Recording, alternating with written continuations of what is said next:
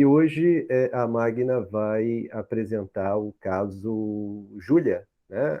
A Júlia, na verdade, é um caso de neurose, né? Não se trata de um caso de psicose, tal como a gente viu na semana passada, mas se trata de um sintoma anoréxico, né? E aí vocês de cara podem estar se perguntando, mas qual é a diferença de uma anorexia que acontece na psicose, de outra que acontece na neurose? Então, de antemão, né, a diferença básica é que a anorexia que acontece na psicose, pelo menos essa que a gente discutiu a partir do caso Marina, é uma anorexia que enoda, né? Que estabiliza o sujeito, por mais que isso também traga prejuízos, né? Para aquela pessoa e, no caso, quase a levou à morte, né? Mas era algo que, de certa forma, fazia a função ali de enodamento dos registros. No caso da neurose, que é o que a gente vai ver, não é uma anorexia que enoda o sujeito, que permite uma estabilização, pelo contrário, é aquilo que desenoda um nó prévio. Então, a todos e todas, uma boa tarde. O caso hoje que eu vou trazer é o caso de Júlia, né? Por se tratar de uma neurose, ela se contrapõe ao caso de Marina. Então, o Fabiano Chetman, acha importante destacar essa diferenciação, que a anorexia, neste caso, cumpre como função. Então, Júlia, nas primeiras sessões com o psicanalista, ela vai contando sua história, referindo-se a ter sido uma gordinha feliz, né, nos seus primeiros anos infantis. Ela não se preocupava com as dobrinhas dos seus quilinhos a mais. Ela era filha única, era tida como a alegria dos pais e ela era chamada de o coração do lar. Pronto. Quando Júlia entra na adolescência, então essa felicidade acabou, porque ela começou uma restrição alimentar, ela começou a contar rigorosamente as calorias, fez dietas rigorosas, se obrigava a perder peso por parecer demasiadamente gorda. E essa imagem a incomodava.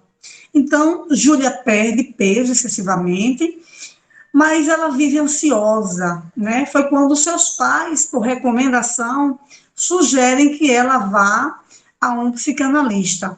Então, nas primeiras entrevistas, fica claro que a crise de Júlia se inicia quando ela começa a namorar e o rapaz lhe propõe a fazer sexo. Durante um tempo desse namoro, ela se nega, mas finalmente ela termina cedendo, embora com algumas dificuldades, e sempre vivendo angustiada por isso. Ela tinha dificuldade de ficar nua, sentia-se terrivelmente envergonhada. A primeira vez que ela tentou tirar roupa, ela disse para o psicanalista que corou vermelha de vergonha, impedindo o namorado de tirar essa roupa dela.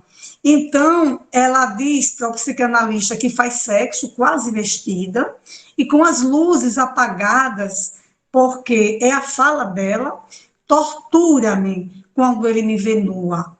Não suporto tirar minha roupa diante dele. Mesmo assim, né, ela cede, ela faz, mas ao terminar, ficam a angústia, a vergonha e a anorexia. Então, Júlia não perde peso a ponto de correr risco, como foi o caso de Marina, mas a obrigação dela estar contando as calorias e fazer a restrição, pesando isso, comprando aquilo, são preocupantes. Um belo dia, houve um encontro de Júlia, inesperado, com o psicanalista dentro de um supermercado. Então, esse encontro oferece uma virada que marcará, né, realmente o início da análise de Júlia. E não é sem importância esse encontro, uma vez que é no supermercado que ela compra seus produtos diets, né? Então, a surpresa, um passa pelo outro, onde ela cora, né, as bochechas de vermelho, ficando com vergonha, tenta baixar a cabeça, mas existe ainda aquela saudação educada, onde os dois se entreolham, se cumprimentam, mas cada um prossegue com as suas compras. Então, na entrevista próxima a ela ir para análise, né, na próxima entrevista, ela, ao olhar para o psicanalista, ela cora, fica vermelha e fica parecendo perturbada. E o psicanalista percebe todos esses movimentos, né? Então, com o gesto, o analista aponta para a Júlia o divã, né? Convidando-a a deitar. Então, ela começa a falar do seu avô, dizendo que ele era um militante desaparecido durante a guerra militar na Argentina, que ela chamava meu avô o vermelho, né, querendo insinuar para o psicanalista que o avô se identificava, né, com um comunista. E ele era um pouco ruivo, aí ela aponta, sorrindo para as bochechas dela. E aí ela fala, sabíamos pouco dele, mas ele foi torturado. E ela prossegue no divã e provavelmente em outras sessões seguidas, falando da tortura que foi sofrida pelo avô. Aí o psicanalista, numa dessas sessões, aponta que ela também foi torturada pelo fato de ter sido vista nua pelo namorado. Então, nisso se põe em marcha o que a psicanálise chama de trabalho da associação livre, não é? Onde você vai falando livremente, associando com outras coisas, para se chegar. São processos inconscientes que vão ali se manifestando. Então, é aí que se dá o início da análise de Júlia, que com o tempo o sintoma anoréxico termina cedendo, embora a vergonha da nudez ainda acompanha por algum longo tempo, mas a anorexia, no caso de Júlia, sinaliza algo que constitui um problema no desencadeamento de sua histeria. Portanto, esse caso, como é dentro da neurose, é uma anorexia sintoma que desencadeia, não é uma anorexia sintoma que encadeia estruturalmente o sujeito para solucionar o problema, como no caso de Marina. Então, trata-se de indicar que a segunda anorexia, né, é distinta estruturalmente da primeira. Então, a anorexia na neurose, ela aparece como um problema sintomático, né? Um sinal desencadeado na estrutura neurótica, que no caso de Júlia foi a partir das primeiras relações sexuais dessa jovem, quando ela deixava de funcionar como aquela gordinha feliz, né? Cuja nomeação imaginária na época estabilizava, né, sua estrutura dentro da neurose. Ela era feliz, ela era querida, né? São nomeações imaginárias em que se busca, nessa cadeia significante, um encontro com outro significante para que possa representá-la. O sétima ilústria, no caso de Marina, o significante que circulou foi ela como filha de Poseidon, né? E no caso de Júlia, a gordinha feliz. E tem os casos de Freud, né, que vocês vão ler, se já não leram, que é o homem dos ratos, o homem dos lobos. Então, são nomeações imaginárias que permeia, que marca o sujeito com a Lalang, né? essa linguagem materna que faz impressão no corpo infantil. Então, todos os sintomas compulsivos procuram nesses significantes de gozo um significante fálico que o sustente. Então, esse significante fálico é a linguagem, é a fala, que dá esse poder de trazer um sentido, uma significação. Então, quando não é possível trazer esse significante da linguagem, né, linguageiro, como foi o caso de Marina, que vai além da linguagem, então a Marina encontrou o seu delírio metafórico, que não deixa de ser uma linguagem metaforizada, o seu santoma, né? O seu santo nome que ele sustentou.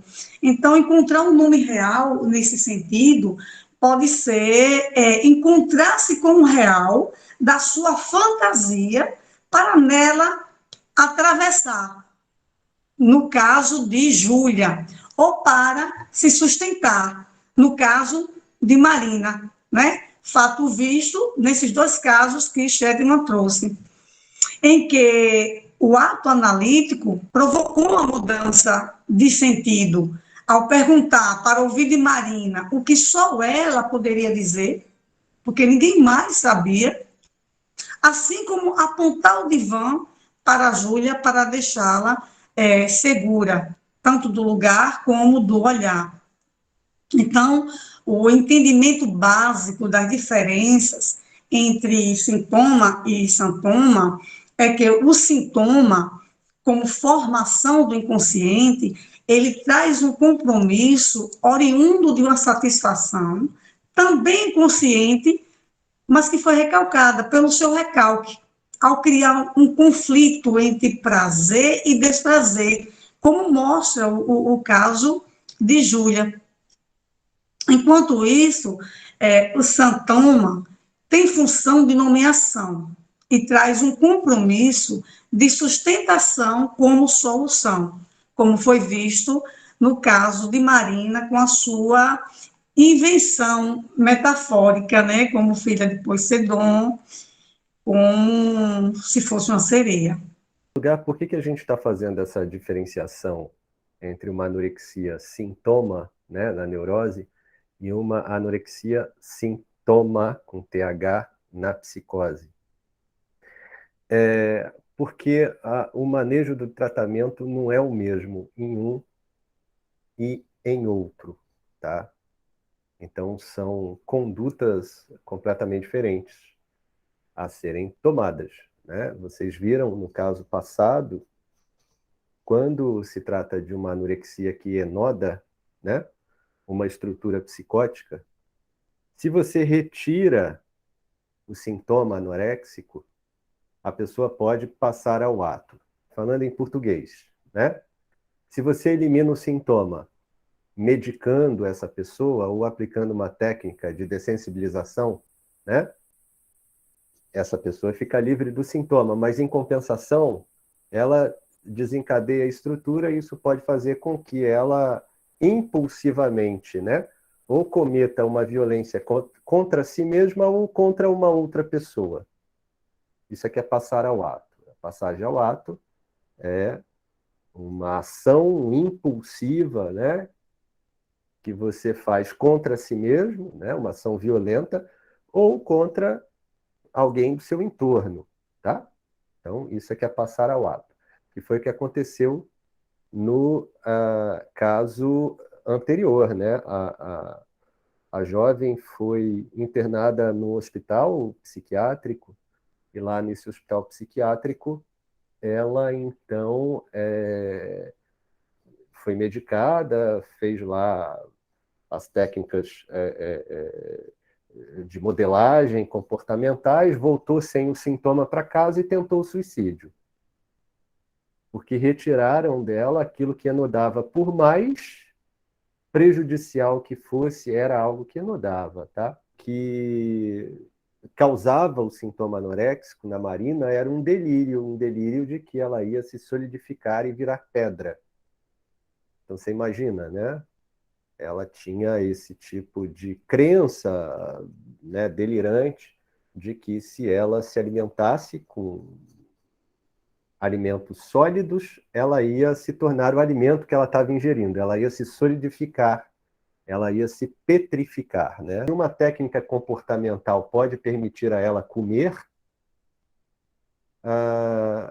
o comer, né, pode fazer mais mal a ela do que o próprio sintoma anoréxico, em decorrência do delírio. Então, a solução de compromisso, que era como Freud falava, né, foi um arranjo entre ela e o analista de que ela iria comer dentro da banheira, né? Vocês se lembram disso? Então, ela tomava banhos de banheira durante horas porque ela acreditava que isso a impediria de se solidificar. Então, isso era também um delírio, né? Mas aí, em psicanálise, você não elimina o delírio. O delírio, segundo Freud fala lá no caso Schreber, né? Que foi um dos casos clínicos de Freud, tá? Sobre psicose, ele fala lá claramente, o delírio é já uma tentativa de cura, né? De reconstrução e de restabelecimento. Então, em psicanálise não se tenta eliminar o delírio assim, a qualquer custo e a qualquer preço. Porque o entendimento não é que o delírio seja um sintoma de uma doença, né, que precisa ser extirpado, que é para que a pessoa fique curada. Não, a pessoa não vai se curar nunca de uma psicose, porque esse é um fenômeno estrutural, é da estrutura da pessoa. Não se cura de uma psicose. Não há transição de estruturas.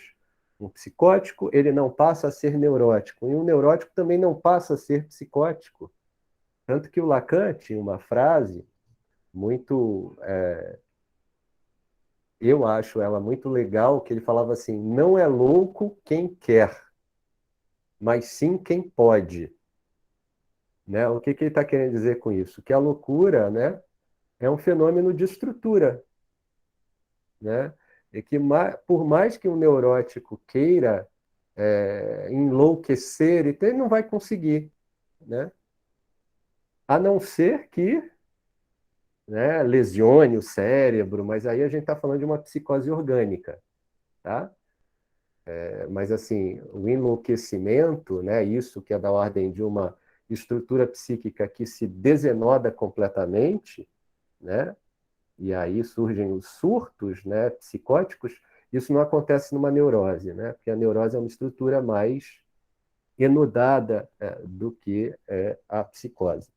Então, o analista, no caso Marina, usou o próprio saber da Marina para construir uma solução de compromisso.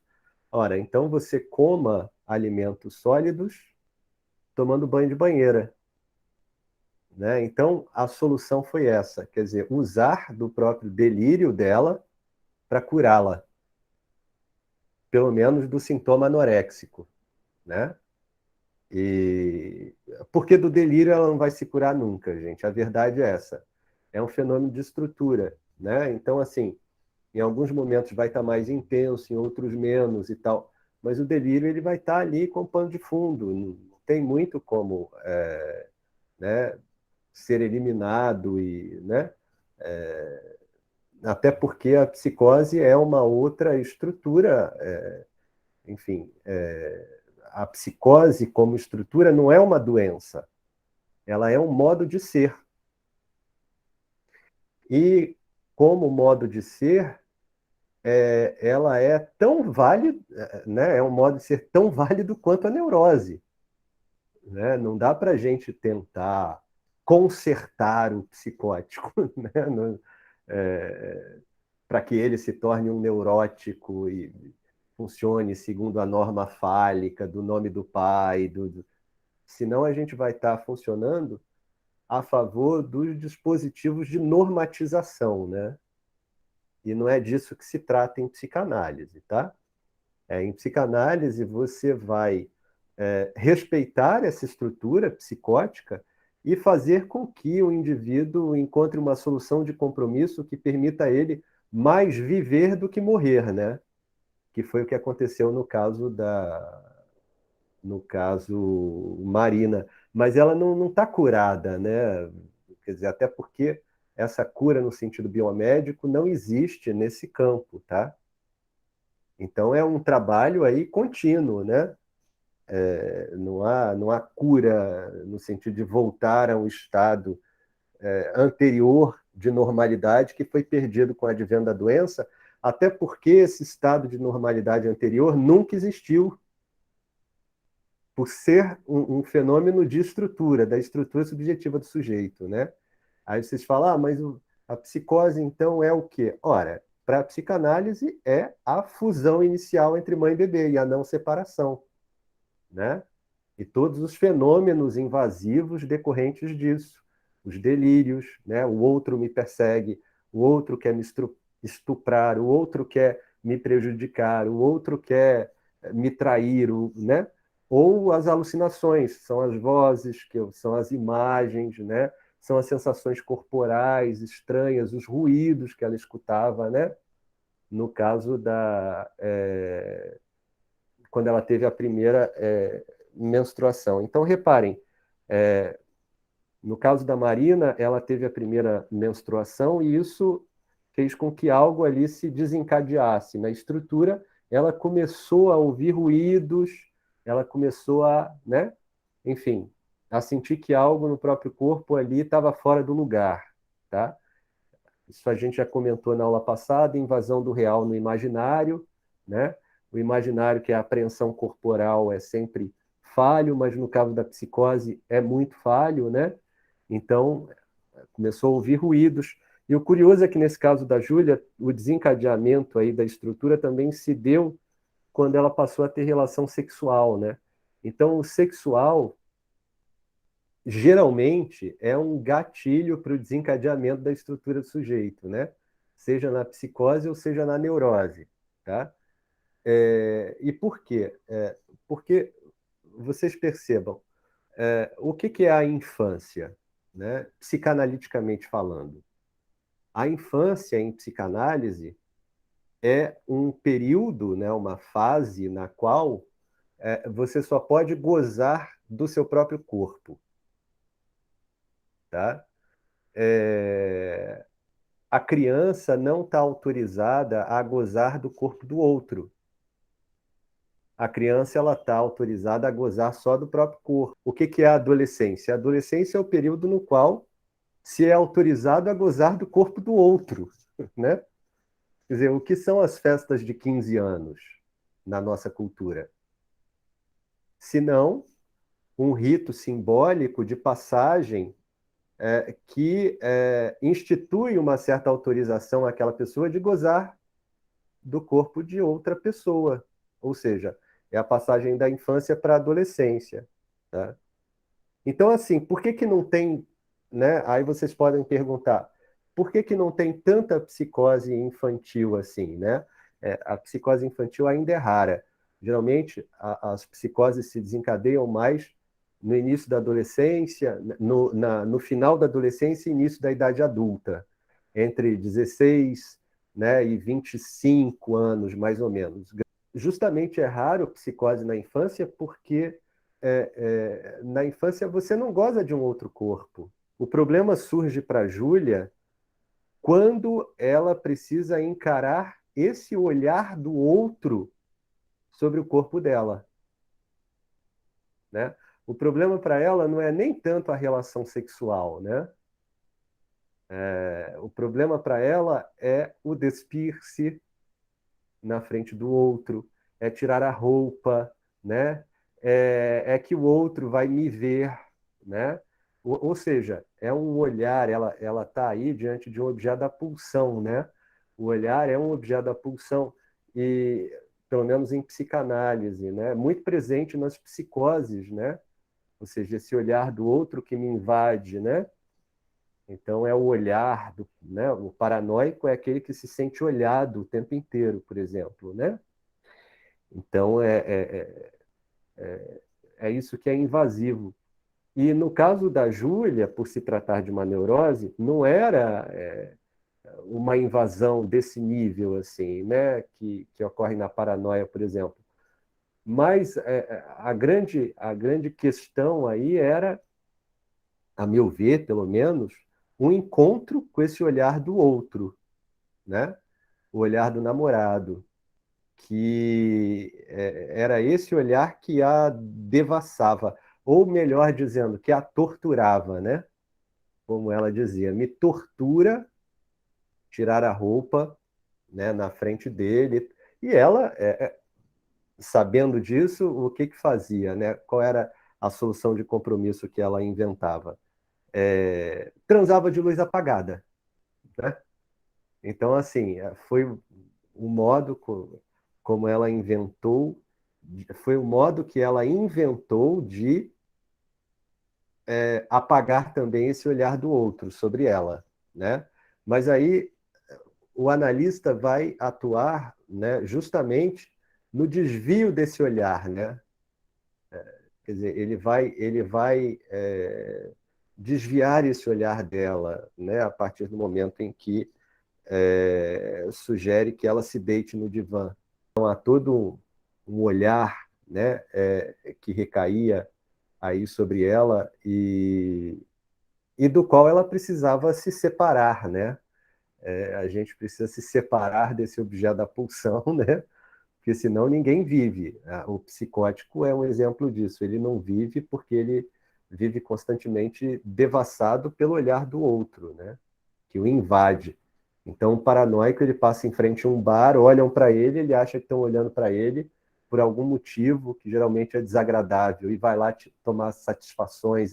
Ou seja, é um indivíduo que, né, tem muito mais dificuldade de fazer laço social porque ele se sente o tempo inteiro atravessado por olhares, né, das outras pessoas. É justamente esse olhar do outro, né, que é necessário se separar, né? É necessário se separar. E por que que talvez a Júlia não se separasse, tivesse tanta dificuldade de se separar desse olhar do outro? Ora, na infância ela era a gordinha feliz, né? Na infância ela era o coração do lar, ou seja, todos os olhares recaíam sobre ela, né? Filha única, gordinha feliz, coração do lar, ou seja, ela era um objeto escópico ali, né? Que atraiu o olhar de todos naquela casa, né? E é justamente desse olhar que ela precisa se separar, né, para advir aí como um sujeito desejante. Há um ponto de virada aí, um encontro contingente com o analista no supermercado, né? E aí o Shetman, que é o autor do texto, ele vai até pontuar isso. Não foi em um lugar qualquer, né? Poderia ter sido numa praça, né? Poderia ter sido na praia, mas foi num supermercado, ou seja, justamente o lugar onde o sintoma dela residia, né? O sintoma anoréxico morava no supermercado. Era lá que ela ia comprar as comidas e dietéticas, né? E fazer essa contagem de calorias e tal. E aí cada um, né, se cumprimenta e vai para um lado, que é como se faz na psicanálise mesmo. Ninguém dá dois beijinhos, ninguém, né? Não é algo que se faça. E na sessão seguinte, então, na sessão seguinte, eu achei bem interessante o manejo que o analista teve, porque ele percebe, então, que o olhar dele, imaginem ambos frente a frente, né? Lembrando que em psicanálise é um momento inicial no qual a gente faz vistas preliminares, né?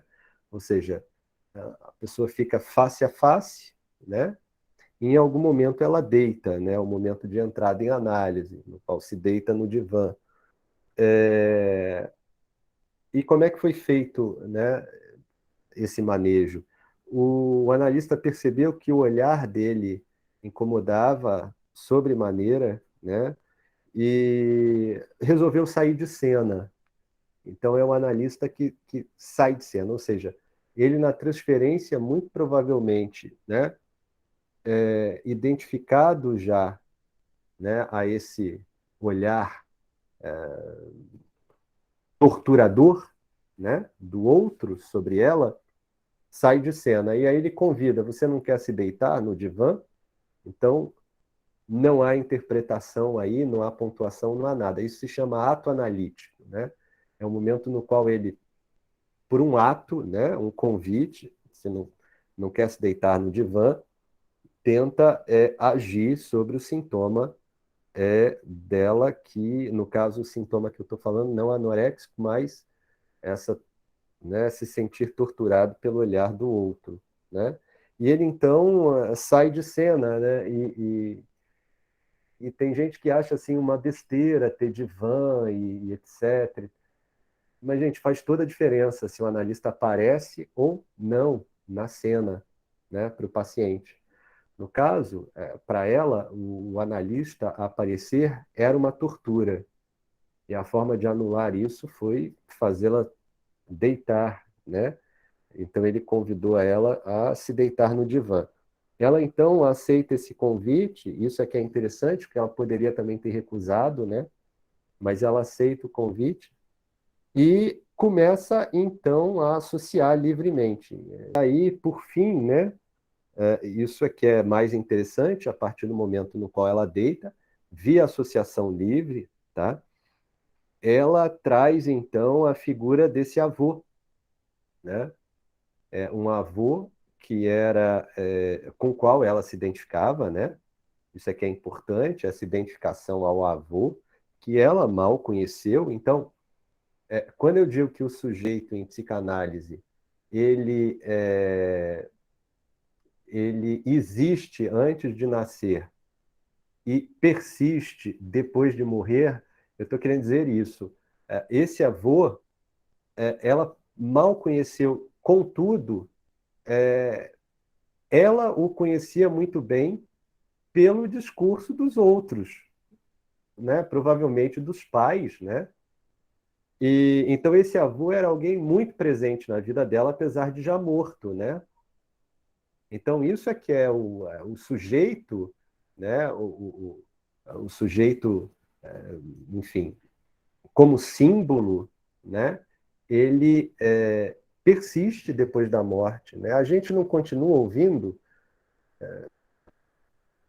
cantores que já morreram, enfim, Renato Russo, Cazuza, volta e meia, se escuta, né, tributo à Legião Urbana, o cara morreu há mais de 20 anos, né, e a gente continua, enfim, isso aqui é o sujeito. Então, no caso da Júlia, o avô com o qual ela se identificava era um desaparecido político na Argentina, e aí a Argentina teve um período bem hardcore, assim, né? Aqui no Brasil foi de 69, né? 68, final de 68, início de 69, até 70 e poucos, assim, até uns 74, mais ou menos, 75. Foi um período hardcore da ditadura. Na Argentina foi mais tarde. Na Argentina foi nos anos 80, né? Mais ou menos, com Videla e tal, e o general Videla, que era um torturador, né, Pinochet, né, no Chile, enfim. E o avô, então, era um dos desaparecidos políticos, por ser comunista, né, ou vermelho. O termo que está lá original é colorado, né? Eu achei interessante esse termo, né? Porque a gente não fala chapolim vermelho, a gente fala chapolim colorado, né? A gente não traduz, né, o colorado, assim, no caso do chapolim. Às vezes a gente nem se dá conta de que está falando vermelho, né? A não ser assim, quem torce para o Internacional, aí é o colorado, né? Porque o uniforme é vermelho. Mas o avô dela era um desaparecido político, né, um comunista, né, vermelho, né, e aí, quer dizer, qual era o traço identificatório? O traço identificatório com esse avô era justamente o fazer-se corar, né? O enrubescimento, ou seja, as bochechas vermelhas. Você pode girar uma cadeira de rodas assim e fazer o efeito do divã, né? Não precisa necessariamente ou se colocar atrás de uma cama de uma pessoa acamada. Existem várias formas de você simular o efeito divã, tá? Então, assim, não tem nada a ver com acessibilidade ou não, isso que eu estou falando. Muito pelo contrário, tem a ver com a tentativa de neutralização desse objeto olhar, né? E para algumas pessoas é muito invasivo, assim. Para algumas pessoas não dá, como no caso da Júlia, tá? É, então, eu acho que era isso, né, Magna? O que mais aí que dá para a gente comentar? Ô, Vai, Rogério, vai. o que eu acho interessante é que esse psicanalista, ele quebrou uma, uma tradição, porque existem alguns preceitos dentro da psicanálise, né, que o psicanalista coloca o analisante no divã quando ele já tem um bom percurso de análise. E eu sempre questionei isso, né? Mas são questionamentos que não foram correspondidos. O porquê disso? Porque era bom deixar o analisante escolher, já que ali ele é o sujeito, quando ele vai à análise, ele é o sujeito, o objeto é o analista. E esse psicanalista, ele não foi com esse tradicionalismo, não é? Ele simplesmente, poucos dias, ou pouco tempo, vamos dizer assim, apontou para ela sentar no divã, desviando-se desse olhar. Então, ele houve essa preocupação, né? Vamos dizer assim, que ele quebrou até um preconceito, vamos dizer assim, né?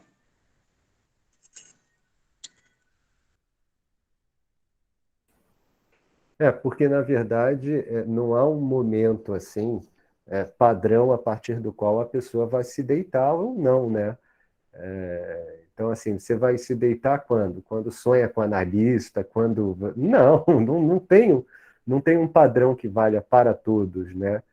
Porque cada pessoa tem um momento único ali na transferência, né? Ou seja, no vínculo estabelecido com o analista que vai fazer com que ela se deite ou não, né? O momento no qual se deita é quando você começa a falar de si para um outro, é quando você se implica na queixa que você traz, né?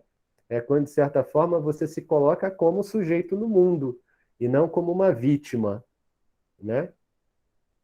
Porque, claro, todo mundo tende a fazer isso no início, se queixar do mundo. A culpa de todos os meus males é do mundo. Então, a culpa de todos os meus males são dos outros. Então, é o meu vizinho, os meus pais, né? São, sei lá quem, os meus professores lá da primeira infância, os meus, né? Os meus tios, os meus, enfim. Então a gente tende a ficar nessa queixa, então infinitiza isso, né? Agora, quando o sujeito começa a se perguntar assim, mas também por que que eu não fiz nada com isso que fizeram de mim, né? Ou seja, por que que eu me deixei é, me transformar num objeto de gozo do outro, e etc, etc, etc. Então, é o sujeito que já se coloca ali com um certo quê de implicação nisso do que ele se queixa, né? Ou seja, ele sai de uma posição passiva de vítima e ele vai para uma posição ativa. Ora, eu não sou só vítima do outro, né? Qual é a minha implicação nisso do que eu me queixo? E quando se faz esse tipo de transição, assim, geralmente se entra em análise, porque geralmente isso abre para o inconsciente, assim, né? E aí você vai ter, de certa forma, acesso àquilo que, de certa forma, estava lá recalcado e você não queria saber de nada disso, né? E como que se acessa o inconsciente? Ora, vocês sabem, o inconsciente só é acessado via associação livre.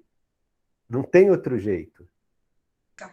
A outra coisa que você trouxe nesse instante sobre as marcas, né, que permeiam nesses familiares sobre esse avô, uma vez que já existiu, mas que ele permanece existindo através da linguagem, né? É só um adendo para entender o sentido do que significa significantes. Então, esse senhorzinho vermelho que já existiu e que ainda existe, né? Porque está palavreado, se chama sujeito do significante. O sujeito do significante não é uma pessoa, né? É um polo de atributos que foi dado para esse sujeito. Significantes são traços que são introduzidos em nós, né, pelo grande outro materno, né? Somos constituídos pela linguagem. Então, o sujeito é esse conjunto de representações que, quando encontram uma a outra, né, os significantes se encontram e terminam representando aquele sujeito, como foi o caso de Júlia, que encontrou-se no divã com o vermelho das bochechas, com o vermelho desse avô, que era subversivo. É isso. A E o outra coisa que eu significante aí era a tortura, né? Sim, sim, justamente, Rogério. Bom falar, né, sobre isso, porque o vermelho das bochechas dela remetia à tortura. O vermelho do avô comunista também remetia à tortura. Bem falado. Porque para algumas pessoas a relação sexual é uma tortura, né? É, isso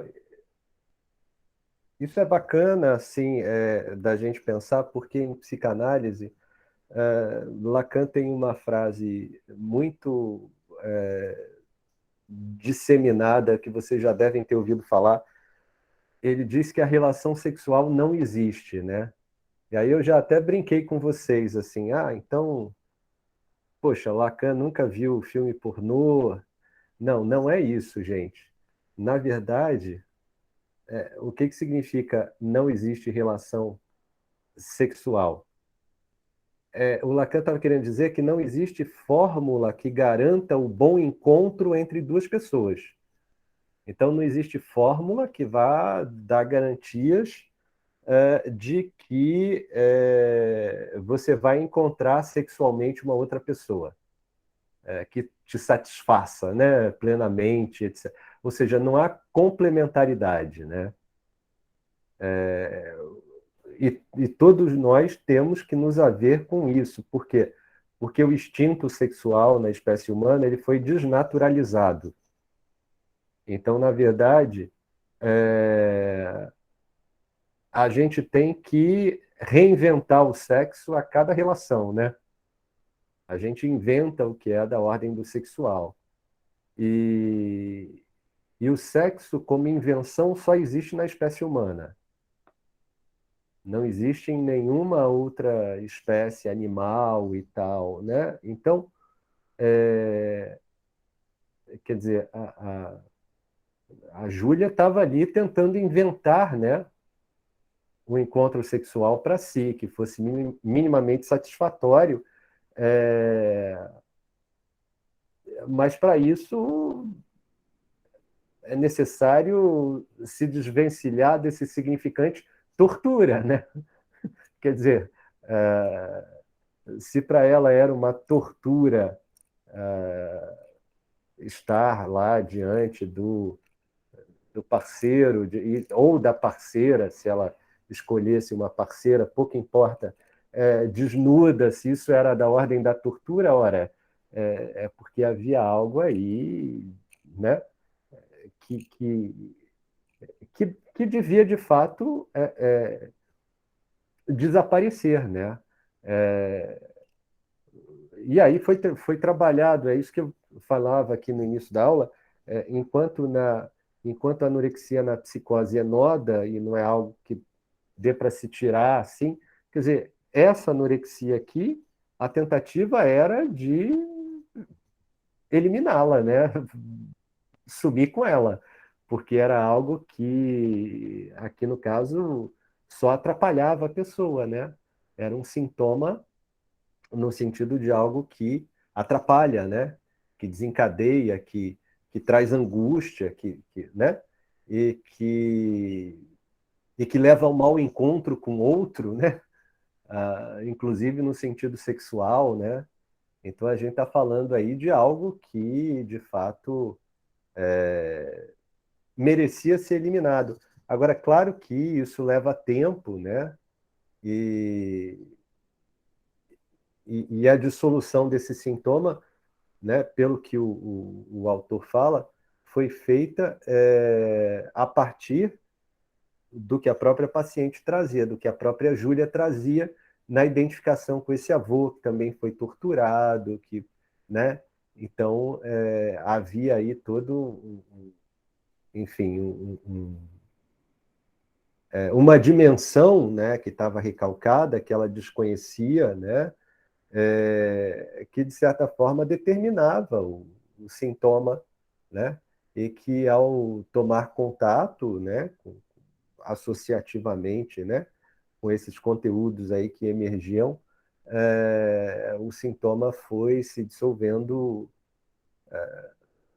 enfim, paulatinamente, né, e não de uma hora para outra, como foi feito naquele caso anterior, né? Até porque também, nesse caso aqui, a Júlia não tinha uma anorexia que colocava em risco a vida dela, tal como a Marina, né? Que chegou a pesar 26 quilos. Então, são casos completamente diferentes, para casos completamente diferentes, manejos também completamente diferentes, né?